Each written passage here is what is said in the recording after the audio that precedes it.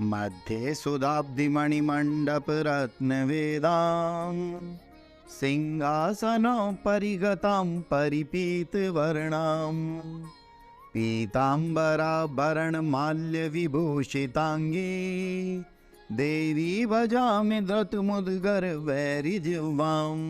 माँ बगलामुखे नमः, माँ गदाधारणे नमः, माँ पीताम्बराय नमः। सभी भक्तजनों को जय महामाई, जय माता रानी। आज मैं आप सबको माँ के गुप्त नवरात्रों के बारे में बताऊंगा। भक्तों, माँ के नवरात्रे साल में 4 बार आते हैं।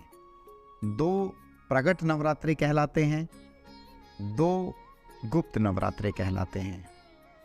आषाढ़ महीने में जो गुप्त नवरात्रे आने वाले हैं, ये गुप्त नवरात्रे 19 जून से शुरू होकर 28 जून तक चलेंगे। माँ के प्रगट नवरात्रि में देवी के 9 स्वरूप की नव दुर्गा की पूजा की जाती है तथा जो 10 महाविद्याओं की पूजा है उनका प्रावधान गुप्त नवरात्रों में दिया गया है।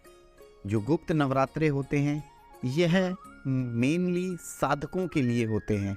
जो व्यक्ति माँ की साधना में जाना चाहते हैं, जो व्यक्ति माँ की साधन पूजन करना चाहते हैं, उनके लिए गुप्त नवरात्रे होते हैं।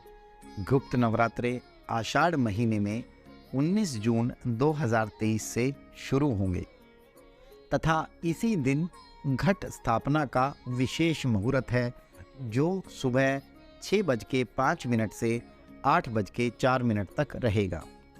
मैं अपनी इस वीडियो में ये बताऊंगा कि आप कैसे गुप्त नवरात्रों में माँ का पूजन आराधन कर सकते हैं तथा जो व्यक्ति किसी गुरु से दीक्षित नहीं हैं और वो भी माँ बगलामुखी की पूजा करना चाहते हैं तो वो इस समय पर पूजन कैसे करें, माँ का पूजा कैसे करें। मेरे पास प्राय ये क्वेश्चन आता है कि गुरुजी, मैं माँ बगलामुखी का पूजन आराधन करना चाहता हूँ परंतु मुझे किसी गुरु से दीक्षा नहीं मिली हुई है।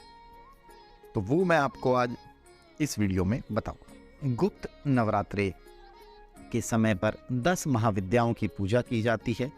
माँ महाकाली, माँ तारा, माँ छिन्नमस्तिका, माँ षोडशी, माँ भुवनेश्वरी, माँ त्रिपुर सुंदरी, माँ धूमावती, माँ बगलामुखी, माँ मातंगी और माँ कमला, ये 10 महाविद्याएं हैं। इन 10 महाविद्याओं का पूजन अर्चन इस समय पर किया जाता है, जिनके अलग अलग पूजा विधान होते हैं। 10 महाविद्याओं में अष्टम महाविद्या माँ बगलामुखी है। नवरात्र गुप्त नवरात्र पूजा में माँ बगलामुखी के पूजन का विशेष महत्व बताया गया है। मैं थोड़ा सा माँ बगलामुखी के बारे में बता देता हूँ। देखिए, वैसे तो इतना श्रेष्ठ कोई भी नहीं है जो माँ बगलामुखी के बारे में बता सके, क्योंकि माँ, जैसे बोला जाता है, हरि अनंत हरि कथा अनंता, ऐसे माँ की कथाएं अनंत हैं, क्योंकि माँ ने किसी के गर्भ से जन्म नहीं लिया है। माँ का प्राकट्य सतयुग में, जब ब्रह्मांड विनाशकारी तूफान उत्पन्न हुआ, जिसे रोकने में ब्रह्मा विष्णु महेश तीनों का सामर्थ्य नहीं था, तब श्री हरि विष्णु ने ब्रह्मा जी और महेश जी की प्रेरणा पाकर माँ का पूजन किया, माँ की साधना की और माँ का प्राकट्य हरिद्रा झील से हुआ। अब हरिद्रा झील से जब माँ का प्राकट्य हुआ तो झील का रंग पीला पड़ गया, जिस कारण माँ को पीताम्बरा भी कहा जाता है तथा माई को सब पीला ही पीला पसंद है। परंतु इससे पहले भी माँ के बारे में ये बताया जाता है कि जब ब्रह्मा जी, जो सृष्टि के रचयिता माने जाते हैं, जब वो सृष्टि की रचना कर रहे थे तो उन्हें लगा कि वो सृष्टि की रचना कर पाएं और सक्षम रूप से कर पाएं, तो इस चीज़ के लिए उन्होंने माँ बगलामुखी, भगवती माँ बगलामुखी का पूजन आराधन किया और वो सफल रूप से सृष्टि की रचना कर पाए। ऐसे ही जब शिव भगवान से माँ सती रुष्ट हो गई तो उन्होंने, आपने कई जगह पर देखा होगा कि माँ महाकाली शिव जी के सीने पर पैर रखकर खड़ी है। तो जब माँ रुष्ट हो गई शिव भगवान से तो शिव भगवान भयभीत होकर 10 दिशाओं में भागने लगे जब शिव भगवान दसों दिशाओं में भाग रहे थे तो पूर्व में सबसे पहले माँ ने महाकाली के रूप में भगवान शिव को दर्शन दिया। इसके बाद भगवान शिव सभी दिशाओं की तरफ भागने लगे और जब भगवान पश्चिम दिशा की तरफ गए, शिव भगवान पश्चिम दिशा की तरफ गए, तो वहाँ माँ भगवती देवी माँ बगलामुखी ने भगवान शिव को दर्शन दिए।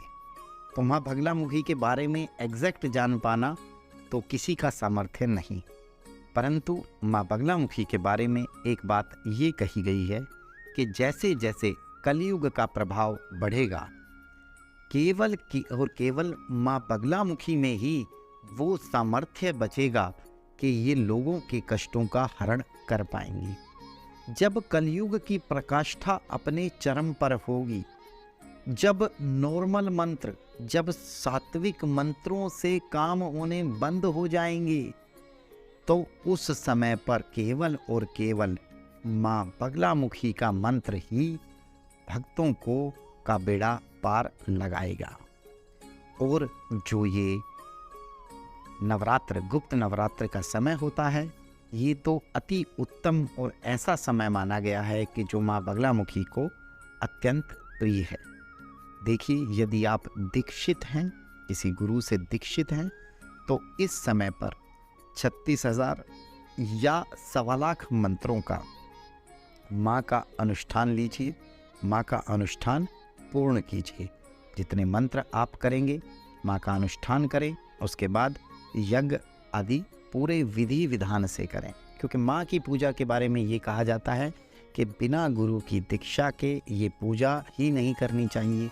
यज्ञ अनुष्ठान तो आगे की बात है, परंतु यदि इस समय पर आप अनुष्ठान करते हैं या करवाते हैं तो आपके लिए अत्यधिक लाभप्रद हो। यदि कोई साधक या कोई भक्त इस मार्ग पर आगे बढ़ना चाहता है, वो कहता है कि मैं माँ की दीक्षा मुझे नहीं मिली हुई है, मुझे कोई गुरु मंत्र की दीक्षा नहीं मिली हुई है, तो इस समय पर वो साधक माई का मंत्र जाप ना करके माँ बगलामुखी चालीसा का पाठ करे और जो माँ का बगला अष्टोत्तर शतनाम का पाठ करे, रुद्रामल वाले का बगला अष्टोत्तर शतनाम पाठ भी 2 आते हैं, जो रुद्रामल अष्टोत्तर शतनाम है उसका पाठ करे, भक्तों के सभी संकट दूर होंगे। माता को प्रतिदिन सुबह और शाम तिल के तेल का दीपक लगाए, माँ को पीला भोग लगाए, माँ की पूजा में पीले वस्त्र पहने, पीला आसन बिछाए, माँ के लिए भी जो आसन बिछाए वो पीला ही हो। इस समय पर माँ का किया गया पूजन अत्यधिक लाभप्रद होता है। आपको और भी कोई जानकारी चाहिए तो आप मुझसे निःशुल्क रूप से प्राप्त कर सकते हैं, तथा यदि आप सोच रहे हैं कि आप में वो सामर्थ्य नहीं है कि आप माँ को प्रसन्न करने के लिए माँ का अनुष्ठान कर पाए, तो आप ये अनुष्ठान हमसे भी करवा सकते हैं। किसी भी प्रकार की वाद विवाद में विजय, वाक सिद्धि, चुनावी विजय, कोई और काम नहीं बन रहा है, कोर्ट कचहरी का केस है, किसी ने कुछ किया हुआ है, किसी ने आपका वशीकरण किया हुआ है, कोई ऊपरी बाधा सता रही है, तो वो उस चीज़ों के निवारण के लिए भी माई का पूजन, आराधन, माई का अनुष्ठान किया जा सकता है। जो व्यक्ति इस समय पर ना तो अनुष्ठान करवाने में सामर्थ्य है, ना दीक्षित है, वो केवल और केवल माँ को दिल से याद करें। देखिए, ये माँ है। कुछ भक्त डर जाते हैं कि माई की साधना ऐसे मत करो, माई दंड देगी। देखिए, ये केवल और केवल माँ है।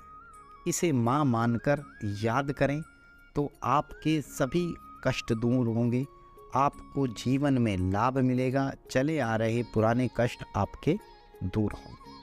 माता रानी आप सभी पर अपनी कृपा बरसाए, आप सभी को कृतार्थ करे। इसी शुभकामना के साथ जय माँ बगलामुखी।